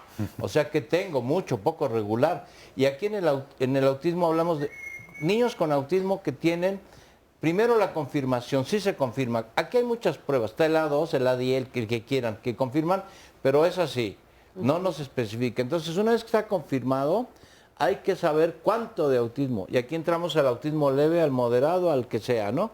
Esto tiene que ver con pruebas de funcionamiento y adaptación. Entonces, ¿sí es o no es? Segundo, ¿cuánto? Mucho, poco, regular, leve. Tercero, ¿a qué categoría pertenece? ¿Es sindrómico o es paradigmático? Kanner y Asperger. Cuarto, ubicarlo. ¿Es un autismo fijo o está en transición? Y quinto, comorbilidad. ¿Tiene algún otro trastorno? Por ejemplo, en el caso de los adultos, cuando es síndrome de Asperger leve, hay que ver el trastorno de personalidad y temperamento, porque esto da una gama enorme de síndromes de Asperger, ¿no? Si eso tenemos, entonces sí podemos recomendar una escuela que pueda adaptarse a las especificidades de cada caso. Si hablamos de un niño con autismo leve, tenemos que decirle a la maestra qué es eso, y si le hicimos pruebas cognitivas de inteligencia, le hicimos pruebas de adaptación, le podemos decir a la maestra lo que necesita es tal y tal y tal. No nada más terapia de lenguaje o socialización, no, sino en este caso ¿qué necesita? Y si la escuela está en aptitud de darle esa intervención terapéutica aparte de la escolarización, perfecto. La escolarización es relativa, todas las escuelas funcionan como penitenciarías, para que les quede claro. Son horribles las escuelas. Las secundarias, todos nos golpean, todos fuimos víctimas de eso. Pero ¿para qué sirve la escuela? Para que el niño socialice. Que no se aprenda que las capitales, bueno, eso está bien, pero no nos interesa. La escuela es socialización. Y ahí podemos ver qué tipo de terapia especial, como decías tú, en una integración, qué le vamos a dar de más. Si eso lo individualizamos, tenemos el tratamiento perfecto. Y el diagnóstico perfecto. Eso se llama intervención avanzada y no cualquiera lo hace. Solamente esas personas que están aquí, que están entrenadas ya muy profesionalmente en niveles de diagnóstico cognitivo. Porque se puede hacer diagnóstico desde los 3 meses de edad si medimos funcionamiento nocioceptivo. Los reflejos, como decía Esmeralda, a veces se pueden ver. Y entonces un bebé desde la cuna, si lo monitoreamos, podemos ver si tiene capacidad de mover las piernitas o las manitas o es muy pasivo. Y desde ahí se sospecha. Son niveles ya muy avanzados que estaríamos hablando ya casi de un primer mundo de diagnóstico que en México se puede hacer. Claro. Muchísimas gracias y yo creo que bueno, eso es importante. Creo que algunos van a brincar por lo de las penitenciarías, Jorge, pero es tu opinión personal. Creo que hay unas escuelas que son más bonitas. Más penitenciarías que otras. Menos, unas más que otras, sí. Pero bueno, aquí está con nosotros Angélica. ¿Cómo estás, Angélica? Hola, mucho gusto. Bienvenida. En mi caso, yo tengo 2 niños, un niño que acaba de cumplir 11 años y uno de 7 que también los acaba de cumplir. En mi caso con Ángel, hasta los 3 años. ¿El de 7 o el...? El que ahorita ya tiene 11 años, el que tiene diagnóstico de epilepsia frontal de predominio nocturno más autismo. Fue un largo recorrido para llegar al diagnóstico de autismo, porque él empezó con epilepsia, casi desde que nació. Entonces, ahorita él va a una escuela regular, tenemos un biomédico, un neurólogo, un paudiopsiquiatra, y yo de veras que les digo a las mamás, crean en sus instintos, porque yo cuando veía a Ángel decía, es que algo tiene, y me decían en mi casa, es que si le buscas le vas a encontrar. Decía, no, es que algo tiene, algo raro. Y algo diferente. empezamos a buscarle, y de la epilepsia salió TDA, estuvo en manejo de TDA, no mejoraba, y así hasta que llegamos al diagnóstico de autismo. ¿Y ahora está mejorando? Está controlado, lleva terapias lo más que se puedan, porque también son caras, entonces no puedo yo que más quisiera que fuera terapias de todo, pero no se puede. Entonces a veces vamos a algunas, a veces vamos a otras, pero sí tratamos de que esté controlado. Claro. Y el trabajo que hacemos los papás, porque es ir a las escuelas, llevar información, claro, folletos, el día del autismo, el día del Asperger, yo regalo galletas, regalo paletitas con ¿Qué es lo que estás trípticos. buscando? ¿Para qué haces todo eso? En primera, para que mi hijo esté bien, porque yo cuando me dijeron que era autismo, cuando era epilepsia, bueno, pues más o menos sabía que tenía que estar medicado y ya, pero cuando empecé a oír autismo, así como que yo no conocía la palabra, no sabía qué era, y creo que fue una semana en la que no dormía, porque yo tenía otras actividades, entonces en la noche era leer, y entre más leía, más dudas me entraban. Entonces, de verdad que los papás tenemos que hacer una gran labor con todas las personas que nos acompañan. Entonces, la estás haciendo para información de otros y para beneficio de tu hijo. Muchísimas gracias, Angélica. Gracias por estar aquí. Sandy, que tienes muchas Mira, nos preguntan si pueden los especialistas dar herramientas para los padres de niños con autismo profundo, porque dice que se ha hablado más de Asperger, y qué podemos hacer en casa para ayudar a nuestros niños con un autismo más severo. Y aquí, bueno, aprovecho para decir que el agruparte o conocer a otras mamás, a otros papás, otras familias, ayuda muchísimo. El escuchar estos testimonios y poderte poner cerca de otras familias que están pasando por situaciones similares, los grupos de apoyo pues ayudan. ¿Y qué otras recomendaciones quisieran o pudieran hacer ustedes? En autismo profundo lo que hay que privilegiar es la autonomía. A mí me lo han dicho los papás, yo no quiero que vaya a la universidad, yo quiero que no haga desorden en un restaurante, y que use los cubiertos y que se bañe. Entonces hay que priorizar. Roberto, Jorge, Esmeralda están de acuerdo conmigo. Lo que más nos interesa es qué puede hacer por sí mismo en el autismo profundo. Y si puede hacer lo que debe, vestirse, bañarse, como la edad de esos niños, bien. Pero si no, trabajamos en eso, eso es lo que más nos importa. Si tiene algún problema emocional, crisis, rabietas, berrinches, ahí hay que darle medicamento. Y hay que explicarle a la mamá que el medicamento no es para curarle el autismo, sino para quitarle la comorbilidad, la angustia, el dolor, lo que sea. Tercero, tenemos que buscar que haya independencia emocional y que el niño pueda tener una actividad que le guste a él y que pueda organizar el tiempo de ocio, que organice el ocio. No deben estar sin hacer nada, sino el ocio tiene que estar organizado de acuerdo a alguna actividad que a él le guste, rompecabezas, verla un poco de televisión, que no estén todo el día con la computadora y con el iPad, porque es muy malo, algún deporte. Tercero, en el autismo severo, uso de recursos cognitivos. ¿Qué puede aprender?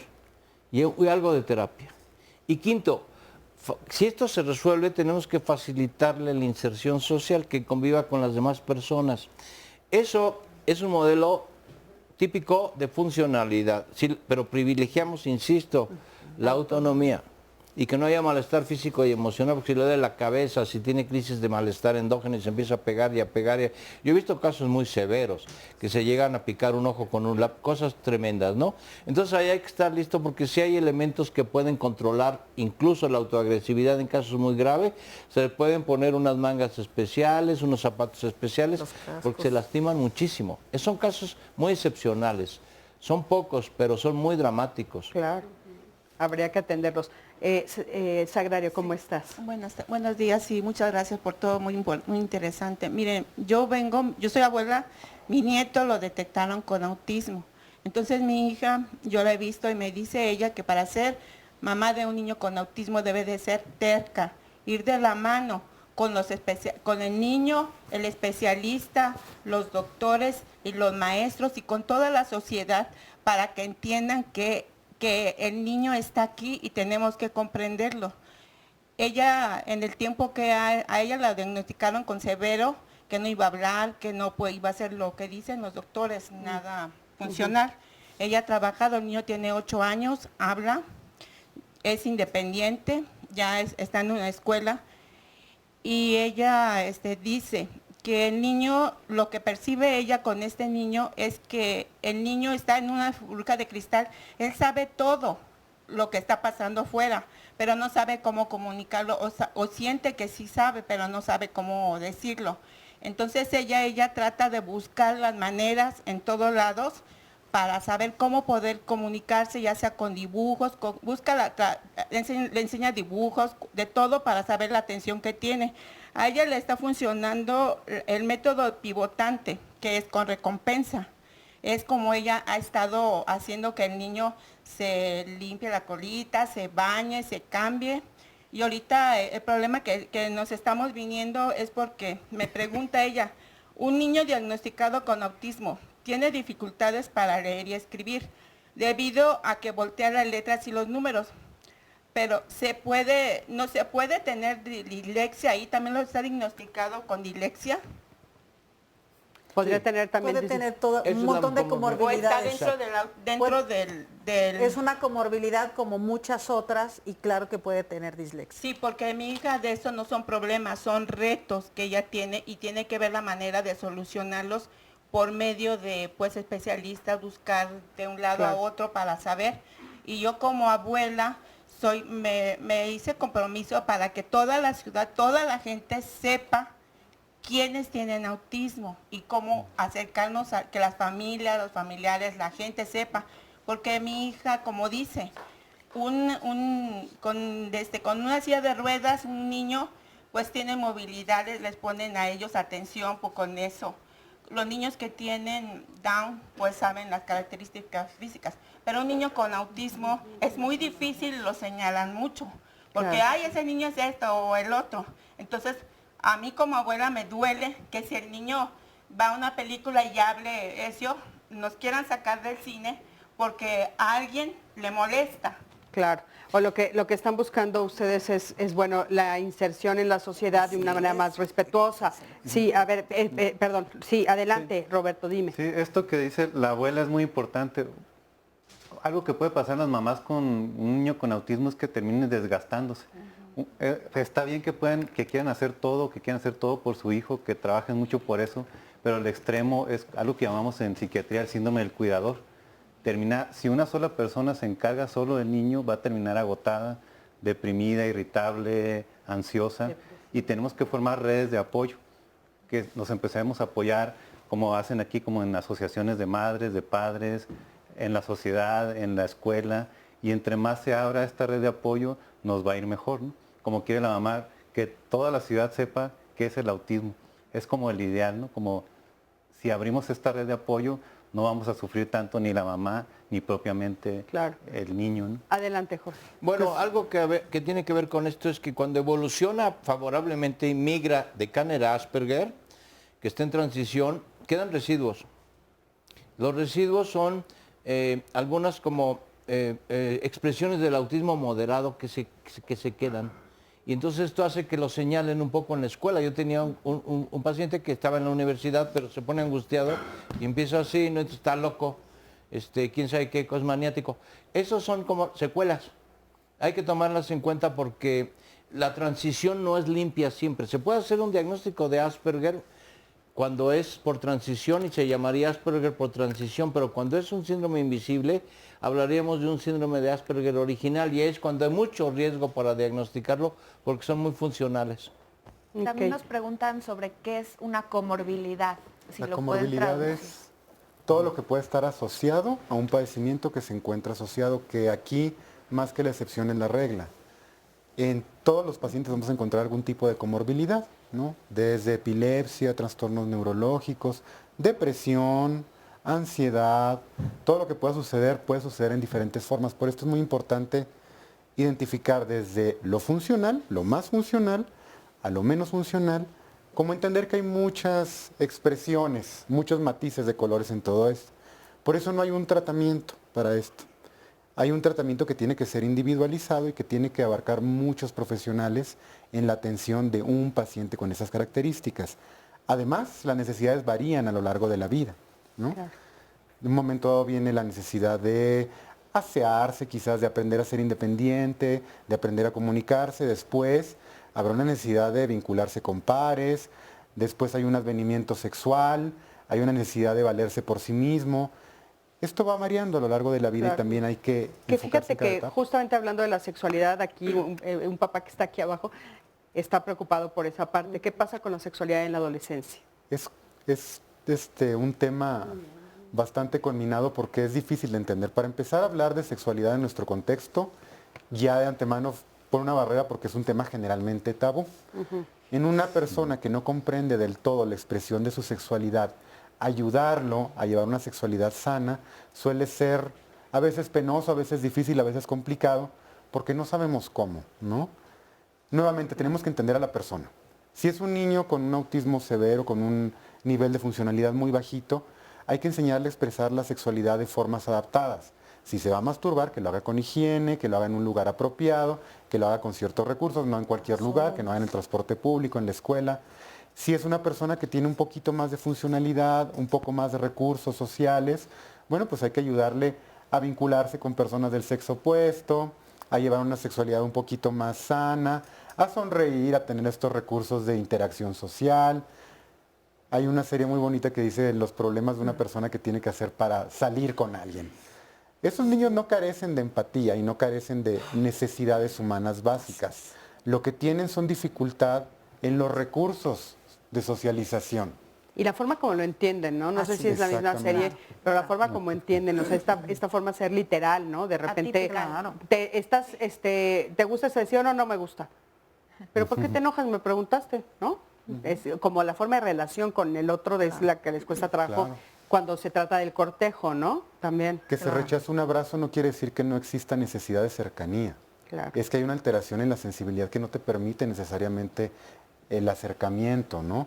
No es que no tengas necesidad, que no puedas mantener la mirada o que de pronto no te interese, parezcas muy indiferente, no quiere decir que no exista un ser humano que necesita relacionarse con alguien. Claro que sí. Roberto, ¿querías decir? Sí, pues que también los niños con autismo, como cualquier niño, son seres sexuales desde que nacieron y tienen que tener una educación para la sexualidad desde pequeñito, desde lo que se tiene la idea de qué es niño, qué es niña, desde lo que es inadecuado, adecuado, lo que es privado, lo que es público, y tiene que estar presente la parte de educación sexual a lo largo de la vida.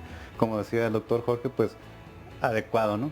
Pero se sabe se sabe que los niños con autismo tienen desde el extremo que sean asexuales, que no les interese el sexo, hasta niños que desde los 8 años ya tienen novia y ya quieren saber qué es besar y quieren saber o quieren tener hijos, ¿no? Está todo el extremo como cualquier otra persona. Como cualquier, o sea, digamos que en esa área no hay ningún trastorno ni nada está diferente. Son seres Eso es importante para que también los papás que lo entiendan, ¿no? Sí. Vamos a un corte, en un momentito regresamos, quédate con nosotros, estamos en Diálogos en Confianza.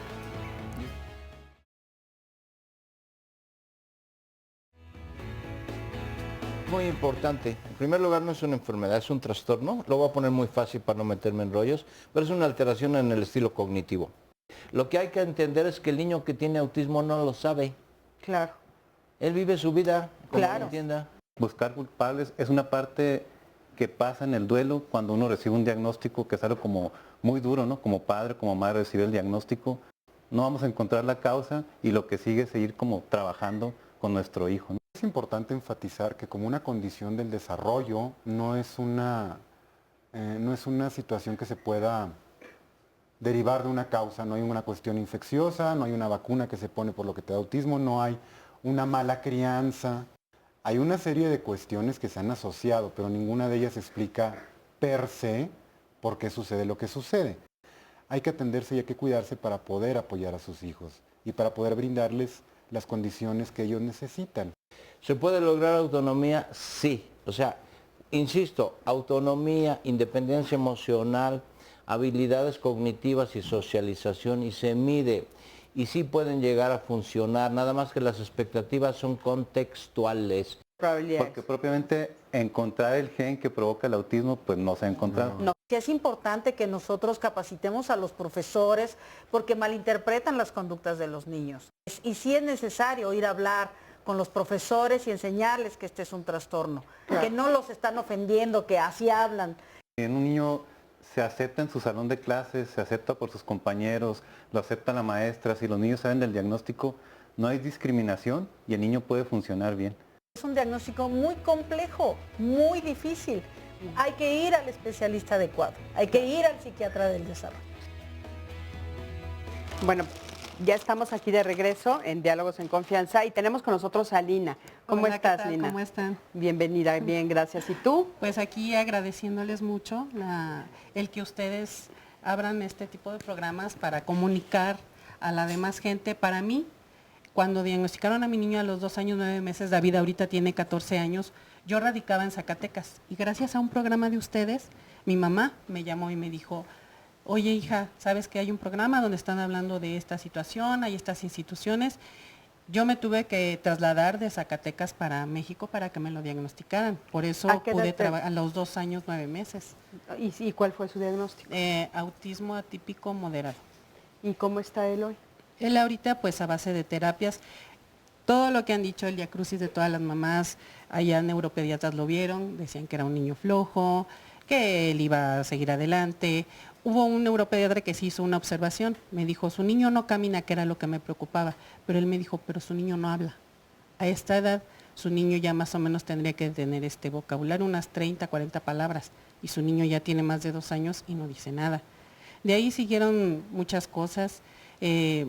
Tenía que venirme a especializarme, a venir 2 semanas a la Ciudad de México, pues para que me dieran, no sé, como una manera de trabajar con mi niño, porque es una desesperación que tú quieres ayudar a tu hijo, pero no sabes cómo. Claro. Dices, yo ya sé lo que tiene, pero ahora ¿cómo le hago? ¿Ahora qué tengo que hacer? ¿Qué hago? ¿Va a hablar o no va a hablar? ¿A ti te sirvió mucho tomar algunos talleres? Sí, tuve que venirme para acá. ¿Y los talleres? Eran 2 semanas que tenía yo, me enseñaban cómo trabajar con el niño, cómo hablarle, cómo hacerle entender. ¿Sí te sirvieron? Bastante, pero a fin de cuentas tuve que venirme a la Ciudad de México para poderlo atender como tal, porque en provincia pues no hay mucho de esto. Híjole, qué pena, eso también habría que atenderlo, ¿no? Que en provincia no hay mucha información, entonces yo ahorita estoy radicando aquí, él está tomando terapias. Yo tuve que irme también de maestra sombra. En toda la primaria tuve que irme yo de maestra sombra con mi hijo. Explícanos qué es eso. Pues tú tienes que ir adecuando, los trabajos que le ponían en clase, pues yo tenía que ver la manera que David los entendiera.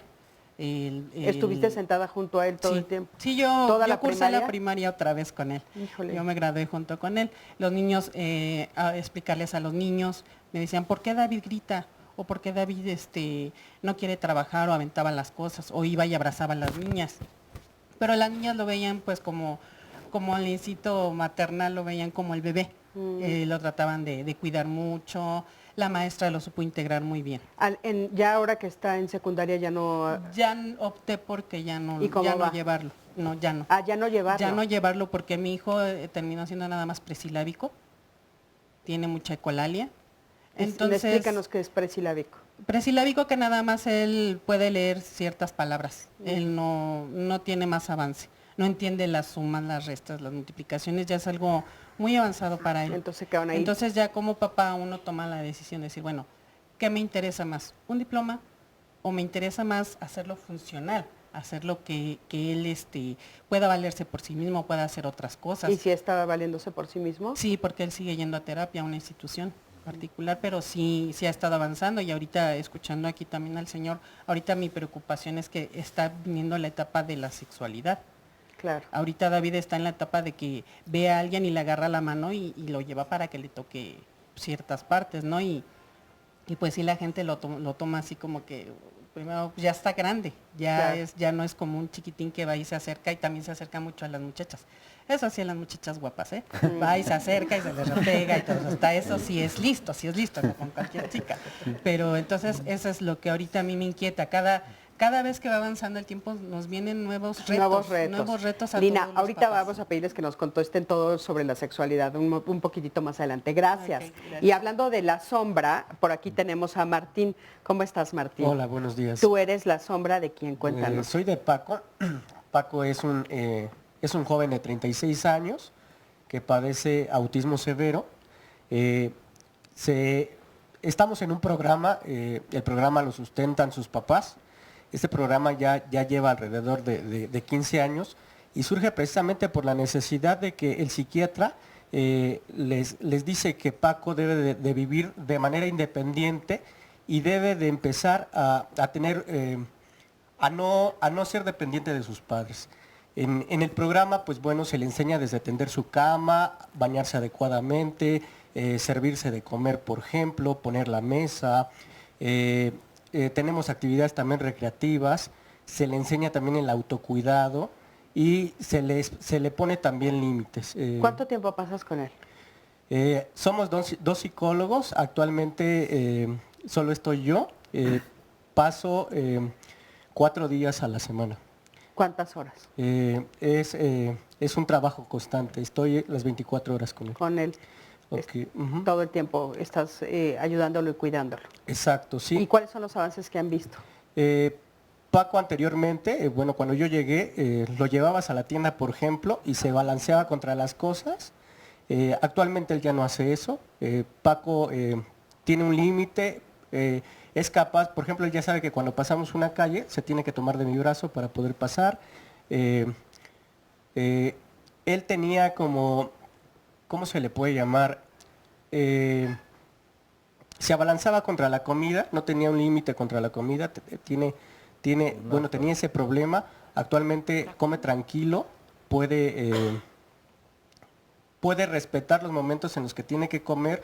También tomaba demasiada agua, actualmente toma el agua que se requiere. Oye, Martín, ¿y cuánto tiempo más van a estar con él? ¿Cuántos años? Precisamente esto es bien importante. Salió una pregunta por ahí que decían que las personas con autismo severo, ¿qué se puede hacer, no? Desafortunadamente en México no hay una institución para estas personas que en algún momento pues son pequeños y crecen. Al parecer, bueno, el objetivo del programa es que Paco sea independiente. Posteriormente, cuando sus padres ya no estén, pues bueno, él tiene hermanos y lo que quieren es que él sea independiente para que cuando se quede con sus hermanos, él no tenga toda la atención como ahora la requiere. Ok, muchísimas gracias, Martín. Qué labor. Gracias, muchísimas gracias por estar aquí. Y bueno, de este lado tenemos a Xochitl. ¿Cómo estás? Bien, buenas tardes. Buenas tardes, cuéntame, ¿tú qué tienes? ¿Un niño o una niña? Es un joven de casi 19 años, él no te habla, no te dialoga, pero todo te comprende. Voy al mercado, no me deja cargar nada, vamos a la casa, inmediatamente se pone el delantal, vamos a picar. Le enseño una vez, él lo replica, pero no llega a hablar. Entonces, mi pregunta es, él a la edad que tiene puede seguir aprendiendo, puede llegar a interactuar o realmente no le interesa. Estoy en la situación en la escuela que está, es una escuela integradora. Hay niños regulares y hay niños como él, pero la escuela está cerrando las puertas.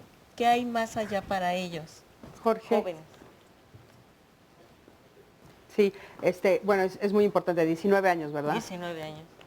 Como en todos los casos, estamos hablando de un síndrome fijo o un síndrome en transición. Los dos pueden tener buen pronóstico. Yo cuando hablo del síndrome fijo no hablo de un mal pronóstico, pero insisto, bienestar físico y emocional, autonomía, independencia, uso de recursos cognitivos y socialización.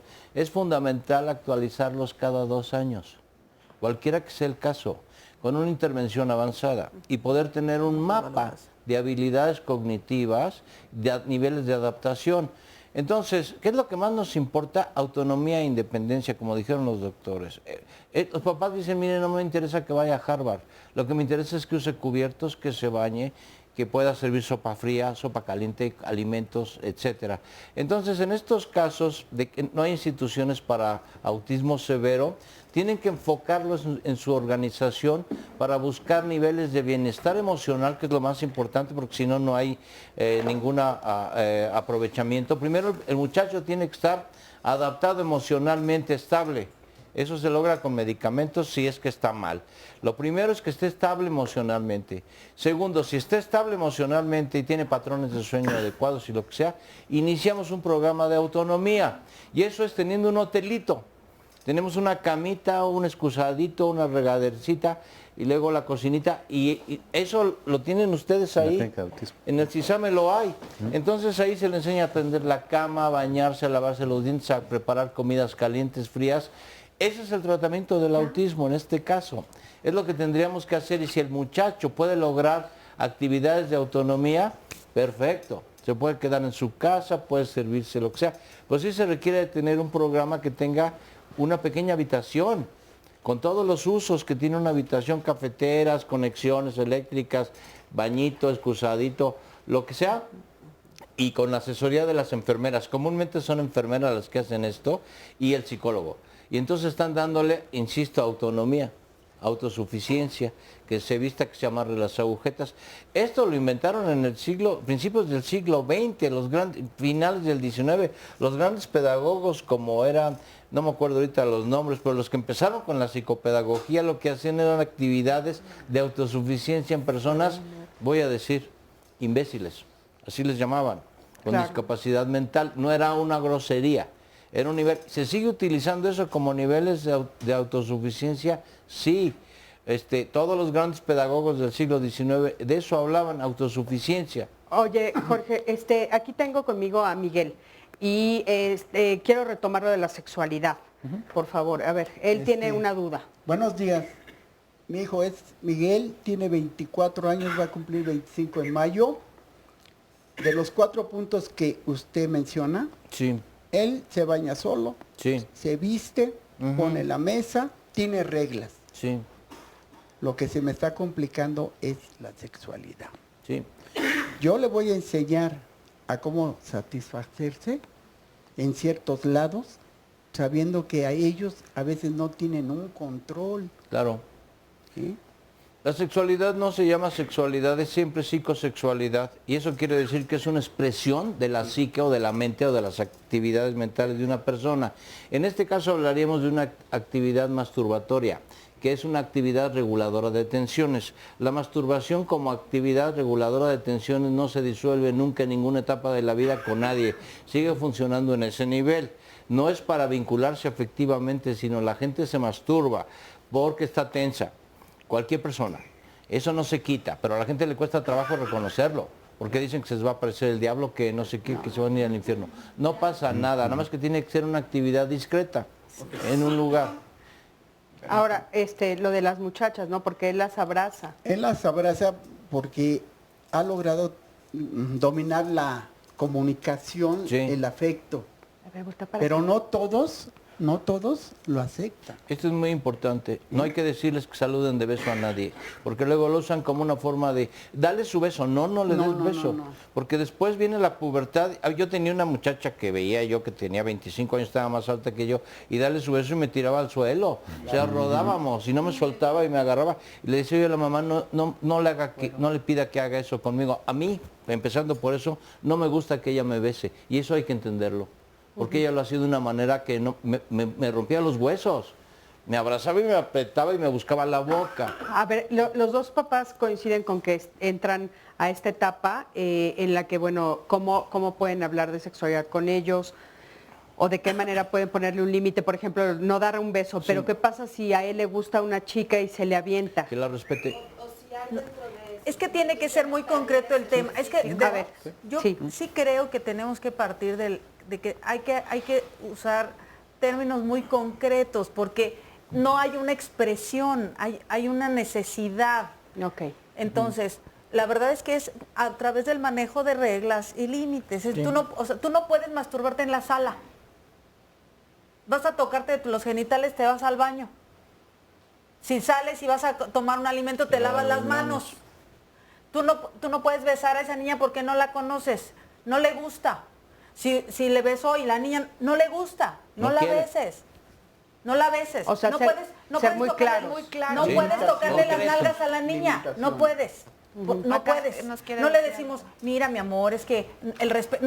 No puedes. Así, no ser puedes. igual de claros es y muy firmes. Concreto, muy concreto. No puedes. Y nada de pompis y de esto y del otro, sino nalgas, se llama nalgas. No le puedes toques agarrar las nalgas. No le agarres los pechos, no le agarres la cara, no la beses. ¿Por qué? No Porque la no le abraces. gusta. El derecho que tienes tú se interrumpe con el derecho de ella. A ver. Sí, o sea, la educación para la sexualidad en los niños con autismo es algo básico, ¿no? En la clínica donde estamos tenemos talleres para propiamente los pacientes, talleres de educación para la sexualidad para los padres y talleres para los maestros. Siempre es algo que se tiene que estar educando, ¿no? Y una parte prioritaria de la educación para la sexualidad es quitar los mitos. Desde los mitos de que la sexualidad es solo como el coito, ¿no? O que todos los niños van a querer como tener relaciones sexuales. Hay muchas formas de vincularse y, como nos decía el doctor, muchas formas también como de estar satisfechos sexualmente y no necesariamente a veces tener pareja, ¿no? Eso es como más bien el mito en la cabeza de nosotros los adultos o los padres, ¿no? O la interpretación de los padres. Porque la interpretación de un papá puede decir, es que él quiere tener una novia. No, él está haciendo una expresión hormonal de tensión y entonces lo que tenemos que hacer es manejarle en lo concreto lo que sí puede y lo que no puede. Y lo que sí puede, ¿dónde? ¿A qué hora? ¿Con quién? ¿Y cómo? Muy bien. Pues muchísimas gracias. Gracias a los 4 por haber estado aquí. Gracias. De veras, muchas gracias. Gracias, Sandy. Gracias a todo el público. Gracias a ti que siempre estás del otro lado de la pantalla. Gracias a toda la producción. Yo soy Cristina Jauregui. Nos vemos la próxima semana aquí en Diálogos en Confianza. Hasta luego.